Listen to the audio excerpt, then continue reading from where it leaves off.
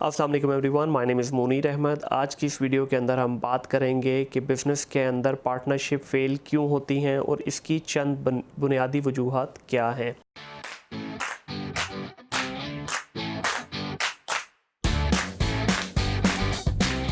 दोस्तों, जैसा कि हम सब लोग जानते हैं कि पार्टनरशिप हमेशा एक ट्रस्ट का नाम है, एक एतमाद का नाम है। जब पार्टनरशिप के अंदर एतमाद नहीं रहता तो वो जितनी मर्ज़ी स्ट्रॉन्ग पार्टनरशिप हो, वो कहीं ना कहीं उसके अंदर आपको प्रॉब्लम्स आना शुरू हो जाती हैं।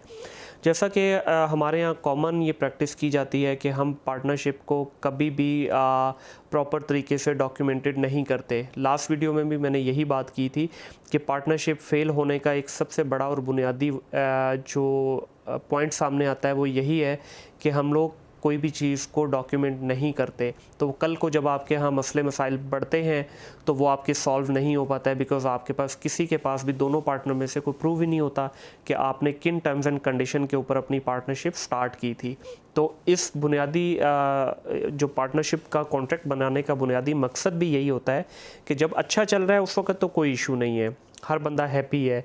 लेकिन जब आपके बीच में कोई प्रॉब्लम आती है, किसी भी वजह से आ सकती है, तो उस वक्त आपको ये चीज़ें हेल्प करती हैं उस मसले को सॉल्व करने में।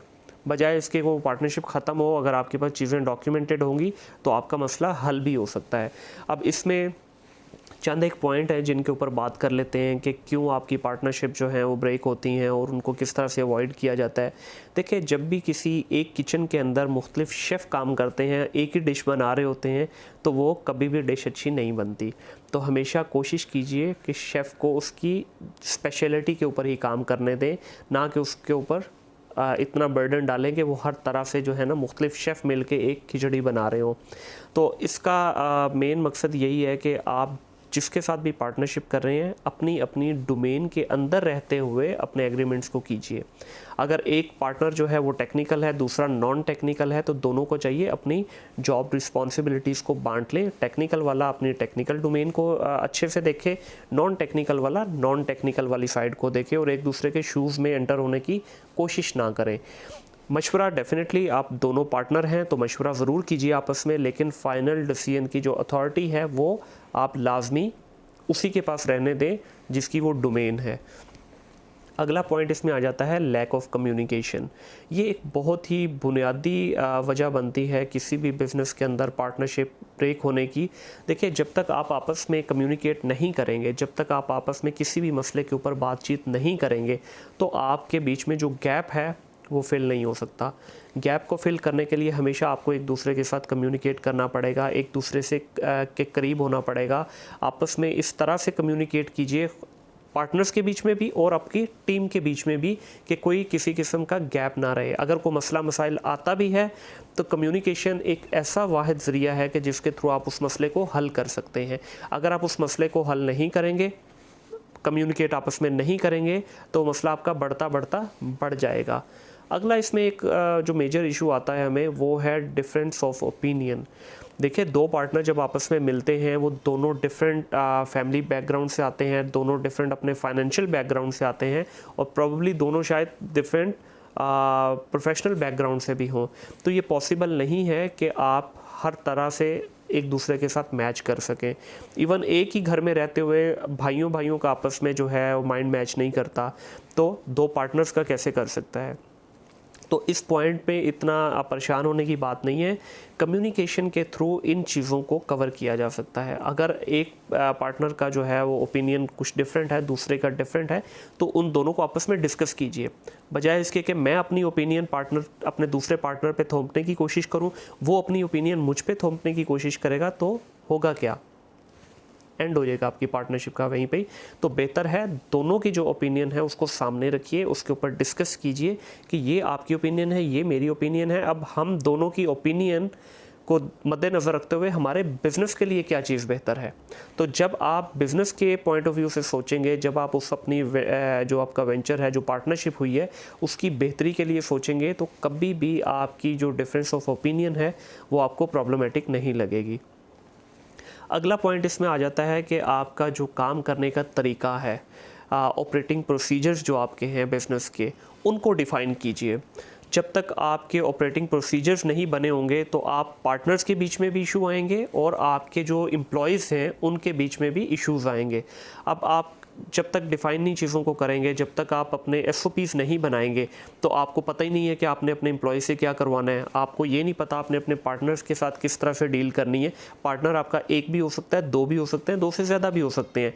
जब आपके पार्टनर एक से ज़्यादा होंगे तो देखिए मुख्तलिफ लोगों को जब तक आप चीज़ें प्रॉपरली बताएंगे नहीं कि भाई ये हमारा बिज़नेस है, इसको हम इस तरह से ऑपरेट करेंगे, ये इसके चंद SOPs हैं, ये इसके स्टैंडर्ड हैं जिनके ऊपर हम काम करेंगे, तो हर बंदे को पहले दिन से ही पता होगा यार मेरी ये डोमेन है, मैंने उस डोमेन में रहते हुए काम करना है, मैंने अपनी डोमेन की जो बाउंड्रीज़ हैं उनको क्रॉस नहीं करना, तो आपकी हर चीज़ इंशाल्लाह अच्छी चलेगी। तो इन चंद चीज़ों को लाजमी डॉक्यूमेंट कीजिए। फिर एक हमारे यहाँ बड़ा कॉमन आजकल कल्चर है कि यंगस्टर्स जब आपस में ख़ास तौर पे ये मैं बात करूँगा जो बच्चे हैं यूनिवर्सिटी से पास आउट होते हैं, मुख्तलिफ़ आइडियाज़ के ऊपर उन्होंने काम किया होता है, वो आपस में पार्टनरशिप करते हैं, तो वो रातों रात अमीर होने का जो कॉन्सेप्ट है ना, गोइंग टू फास्ट वाला जो कॉन्सेप्ट है, वो आपके बिज़नेस में हमेशा आपको नुकसान पहुंचाता है। देखिए हर चीज़ का एक टाइम होता है। अगर आपकी ग्रोथ ओवरनाइट होगी तो ट्रस्ट मी उसका डिक्लाइन भी ओवरनाइट ही होता है। फिर क्यों? उसकी वजह यही है, आप करें ओवरनाइट, आप ग्रोथ करें, कोई आपको रोकेगा नहीं, और वो अच्छी है, ग्रोथ के लिए ही हमेशा इंसान काम करता है। लेकिन अगर आपकी जो चीज़ें हैं वो स्ट्रीमलाइन नहीं है, आपकी बेस नहीं प्रॉपरली बनी हुई, आप जो ऊपर वाले 4-5 पॉइंट पे बात की, अगर उन पॉइंट्स पे आपने काम नहीं किया तो ये जो आपकी एक्सपोनेंशियल ग्रोथ हुई है ये उसी तरह से डिक्लाइन की तरफ आएगी जिस तरह से ये ऊपर गई है। तो चीज़ों को हमेशा बैलेंस करके बैलेंस करना सीखिए, उनको बैलेंस तरीके से आगे लेके जाने की कोशिश करें। अनबैलेंस्ड कोई भी ग्रोथ है ना, या आपकी ओवरनाइट जो ग्रोथ है वो कभी भी आपके लिए, आपके बिज़नेस के लिए वो हेल्दी नहीं होती। हमेशा स्लो एंड स्टडी वाले कॉन्सेप्ट पे चलिए, पीसमील अप्रोच बिज़नेस के अंदर आप लाजमी लेके चलें। जब तक आप ये चीज़ों पे काम नहीं करेंगे, आपको ग्रोथ मिल भी गई तो वो कभी भी कामयाब नहीं होगी। एक पॉइंट आएगा कि दोनों पार्टनर्स के बीच में जो है ना डिफरेंस आने लगेगा, एक को लगेगा ये सारा कुछ तो मेरी वजह से हुआ है, आज हम जहाँ पहुँचे हैं ये तो मेरी वजह से पहुँचे हैं। पार्टनर आपका जो दूसरे वाला है उसको लगेगा पार्टनर ए ने तो कुछ किया ही नहीं, ये तो सब कुछ मेरी वजह से हुआ है। तो इन सारी सिचुएशन को अपने तक लाने से पहले ही अगर आप उसके ऊपर काबू पा लेंगे तो आपका बिज़नेस चलता रहेगा। अब बहुत सारे ऐसे जो है ना आपको यहाँ पे वेंचर्स नज़र आते हैं कि स्टार्ट तो बड़े जोशो खरोश से किया जाता है, बहुत अच्छा रिस्पॉन्स भी मिलता है उनको, लेकिन जैसे जैसे वो ग्रोथ की तरफ जाता है पार्टनर्स का आपस में कम्युनिकेशन का गैप आता है। जैसे ही कम्युनिकेशन का गैप आएगा तो आपका इंटरेस्ट जो है वो बिज़नेस के अंदर कम हो जाता है। अब एक पार्टनर जो है वो उसी लेवल से मेहनत कर रहा है जिस तरह उसने पहले दिन से स्टार्ट की थी, दूसरे का इंटरेस्ट हल्का हल्का डिक्लाइन होना शुरू होता है, तो पहले वाले को भी लगता है कि यार मैं अकेला मेहनत क्यों कर रहा हूँ। तो बिज़नेस पार्टनरशिप आपकी दिन रात का काम है। जो भी लोग तरक्की करते हैं आप उनका उठा के देख लीजिए, वो पहले दिन से लेके आखिरी दिन तक अपनी मेहनत से काम करते हैं, हमेशा उसमें आगे बढ़ने की जुस्तजू होती है। जब तक दोनों पार्टनर का आपस में सिंक नहीं होगा, वो चाहे आपका वर्किंग स्टाइल है, आपका कम्युनिकेशन का स्टाइल है, आपका चाहे लिविंग स्टाइल है, आपका काम करने का और चीज़ों को देखने का तरीक़ाकार है, जो आपका नज़रिया है बिज़नेस को देखने का, जब तक वो आपस में मैच नहीं करेगा, सिंक नहीं होगा, तो दोनों का आगे बढ़ना मुश्किल है। तो ये चंद पॉइंट थे जो मैंने आपके साथ डिस्कस किए, इनके ऊपर काम कीजिए, इन सारे पॉइंट्स को पहले दिन से डॉक्यूमेंट कीजिए, ताकि आपकी अगर खुदा न खास्ता बिज़नेस के अंदर फेलियर की तरफ जाते हैं तो आप दोनों एक दूसरे से अच्छे तरीके से एग्ज़िट प्लान के थ्रू बिज़नेस से निकल सकें। तो आज की इस वीडियो में बस इतना ही। इंशाल्लाह मिलते हैं अगली वीडियो में मज़ीद किसी टॉपिक के साथ। टिल देन अल्लाह हाफ़िज़।